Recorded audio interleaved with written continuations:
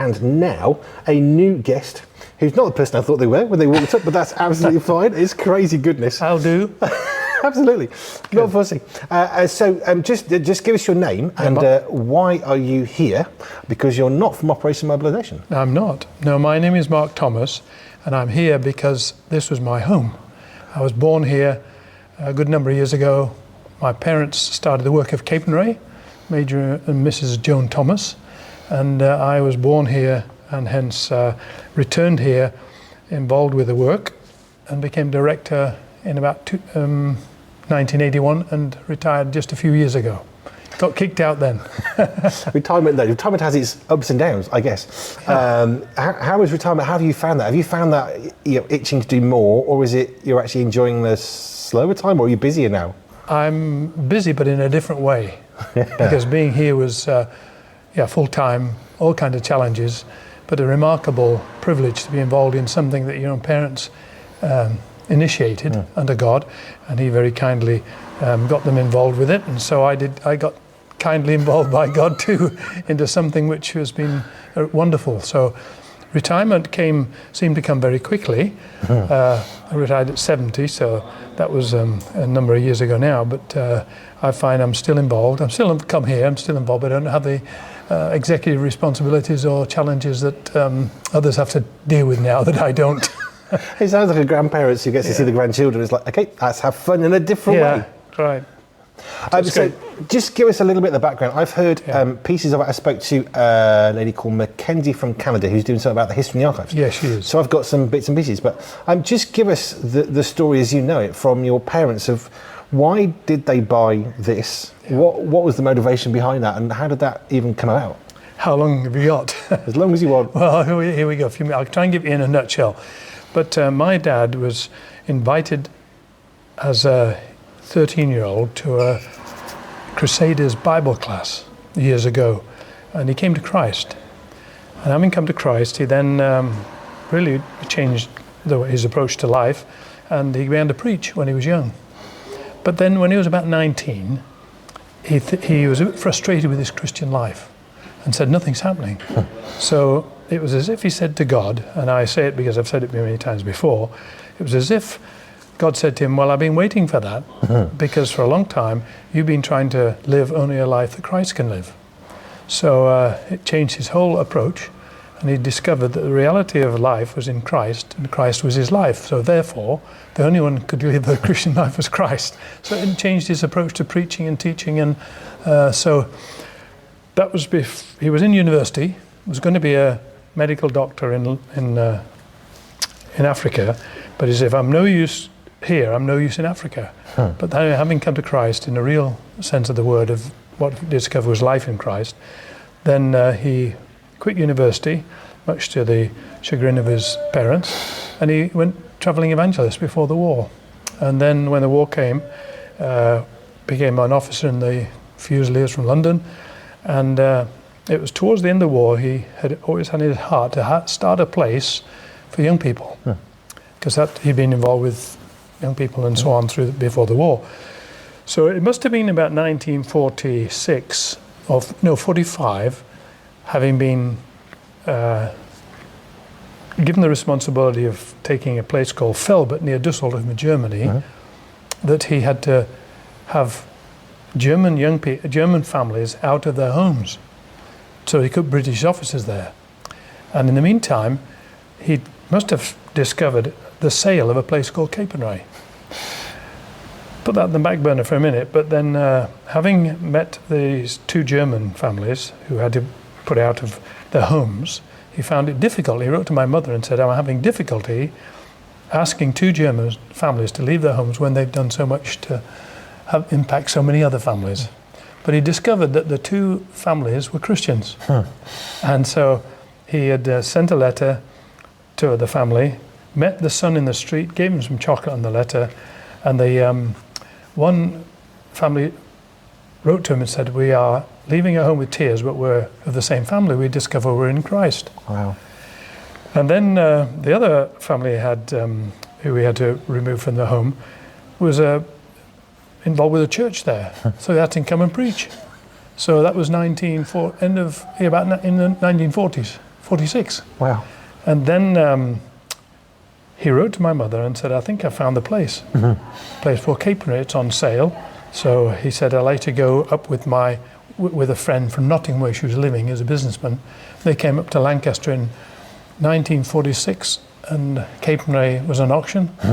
And when it came to the auction, my mother had got to the place where the funds were there, but no more. And the guy who was helping her said, what do we do? She said, go one more step. And she did. And that was how it started. Wow. So that's, 77 years ago, 78 years ago. And from then on, so it's grown and developed and all around the basis of what Dad's testimony was. I was going to say the rest is history, but it's not because I don't know what the history is. But so your dad's in Germany. He meets this amazingly difficult situation of having to push people out of their homes for the British officers, and yet God used that, and I love how God had gone ahead already, and they were Christian families. Yeah, and it opened in 1947. In about May, the first group came in, and I think out of the first group of 10 guests, I think three came to Christ. And then in 1948, the British government was looking for people to take German young people. So they found these different set places, locations, and they asked Dad, can you take some German young people? He says, I can, but we're a Christian. And he says, that's all right, that's democracy. But then he said, well, yes, the British government said they'll pay for 30 to come. And he said, yes, that's great, as long as 3 can come from Felbert, where the homes were, the town where he was commissioned officer there. Wow. And in fact, the young lad who was in that family, he was one of the 3, he said, came. In 1949, he went back and visited all the German young people who'd come in that previous year. And they said they had the first meeting in Felbert, and they called it Fackelträger, which is torchbearer. And the torchbearer, or Fackelträger, means in English carriers of light, or torchbearers. So it became the Capernwray Missionary Fellowship of Torchbearers after that. And many Germans started coming, and we've had Germans ever since, and other countries. And so other centres developed out of this one, about 23 equivalent Capernways around the world. So that's what happened. That's in brief. I was going to say, that's got to be a brief version. It is a brief version. There's too many other stories that could be told. Yeah. So your dad bought the house, and obviously it's been developed over the years. Yeah. In its current state, I mean, this building obviously quite new, but you actually grew up on this estate as a boy. Yeah, I was born in room 20, which is up one of the corridors around them. Yeah. So this was home. What was life like? I mean, I can only imagine that you must have been completely surrounded by a prayerful environment, because it just feels like prayer was obviously key to your dad. Where did faith come into it for you as a boy who would have been brought up in Christian surroundings? But how did you actually come to faith yourself? Interesting, because just about 1.5 miles along a track here, there's a farm, and they used to have an afternoon meeting. About 3 o'clock in the afternoon, something like that. And my dad was speaking there one day. And I'd heard him speak before, of course, but I'd never really understood the reality of what it meant to know Christ. And he was speaking that day, and I discovered the reality then. As he was speaking, and it was a small room, kitchen, sort of farmhouse building, and with these hooks on the ceiling, and I was sitting at the back, and I heard, Christ died for me, Christ rose again to give me life. And that was it, from then on. So that's how my faith journey began. Just a couple of miles from here, or less. I've chatted to a few people who've got very different stories of faith, but the one thing that seems to be key is it doesn't really matter whether they were brought up in a Christian home or they just met Jesus through a mission or whatever. Yeah. At some point, you need to make that decision yourself, that not just to know of God, but to know God for yourself. Yeah, that's absolutely. I discovered that for myself. I had a Christian background. I was surrounded by Christians here, but it had to become personal, and I'm so glad. And what I saw in my parents was the reality of Jesus himself. And that's probably what has been has impacted my life ever since. Wow.